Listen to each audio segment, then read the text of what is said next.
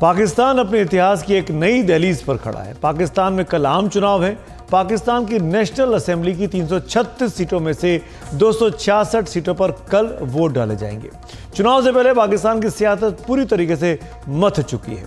पाकिस्तान के पिछले प्रधानमंत्री इमरान खान 4 मामलों में 34 साल जेल की सजा पाने के बाद जेल में बंद है, जबकि एक और पूर्व प्रधानमंत्री नवाज शरीफ, जो कई मामलों में दोषी साबित होने के बाद अयोग्य करार दे दिए गए थे, देश से निकाल दिए गए थे, वो एक बार फिर पाकिस्तान की सत्ता में लौटने की तैयारी कर रहे हैं। इमरान खान की पार्टी तहरीक इंसाफ का चुनाव चिन्ह उससे छिन चुका है। इमरान चुनाव लड़ने के लिए अयोग्य करार दे दिए गए हैं। उनकी पार्टी और उनके नेता अब अलग अलग चुनाव चिन्ह पर चुनाव लड़ने के लिए मजबूर हो चुके हैं। ऐसे में चुनाव में मुख्य तौर पर पाकिस्तान की 2 मुख्य पार्टियां मैदान में रहेंगी, पाकिस्तान मुस्लिम लीग नवाज और पाकिस्तान पीपुल्स पार्टी। दोनों ही पार्टियों ने इमरान खान को हटाने के बाद, आपको याद होगा, हाथ मिला लिया था और साथ साथ सरकार चलाई थी।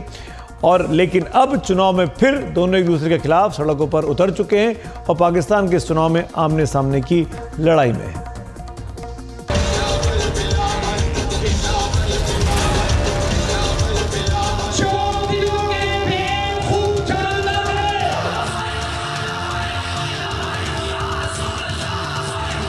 को दफन करने के खातिर शहीद मोहतरमा बेनजीर भुट्टो की पीठ में थप्पा लगवाना है।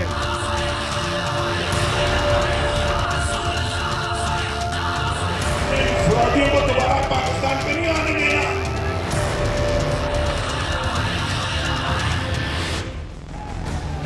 बुधवार को बलूचिस्तान 2 धमाकों से दहल गया।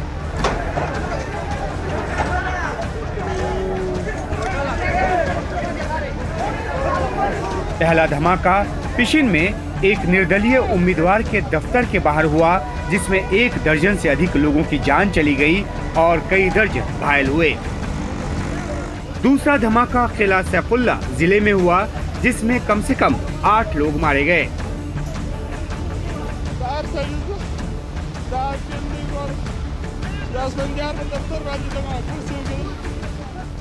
पाकिस्तान में चुनाव से पहले राजनीतिक पार्टियों और नेताओं को निशाना बनाकर अब तक 2 दर्जन से अधिक धमाके हो चुके हैं, जिस पर यूएन चिंता जता चुका है। बड़े पैमाने पर हिंसा का असर चुनाव नतीजों पर पड़ने की आशंका है। हम राजनीतिक दलों और उम्मीदवारों के खिलाफ हर प्रकार की हिंसा की निंदा करते हैं।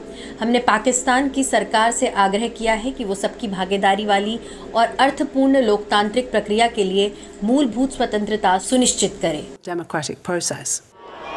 ये है असली कौम। इंशाअल्लाह आपके कंधे से कंधा मिला के मुस्लिम लीग नून पाकिस्तान को दोबारा तामीर करेगी।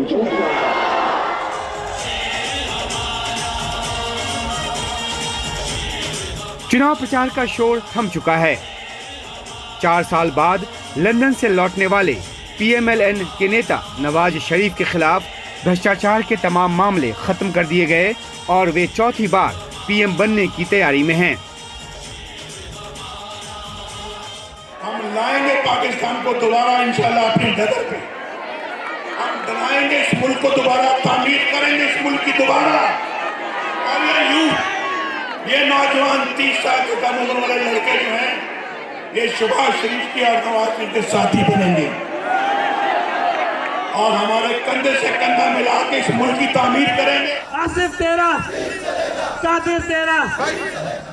2 बार PMLN के साथ सत्ता का स्वाद चख चुकी PPP के युवा नेता बिलावल भुट्टो जरदारी PM बनने की उम्मीद जता रहे हैं। अपना वोट के जरिए ये ताकत दिलवा देते हैं कि कराची के 20 सीटें पाकिस्तान पीपल्स पार्टी को दिलवा दे, तो इंशाअल्लाह ताला मैं आपको दिखाता हूं कि हम कैसे 5 साल के अंदर ही अंदर कराची का पूरा नक्शा बदल देंगे।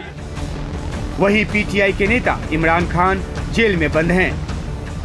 PTI का चुनाव चिन्ह बैट छीन लिया गया है, उसके मुख्यालय को भी कब्जे में ले लिया गया है।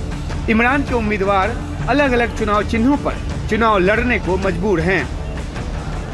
मैं आज भी अपना खान साहब के साथ खड़ा हूं।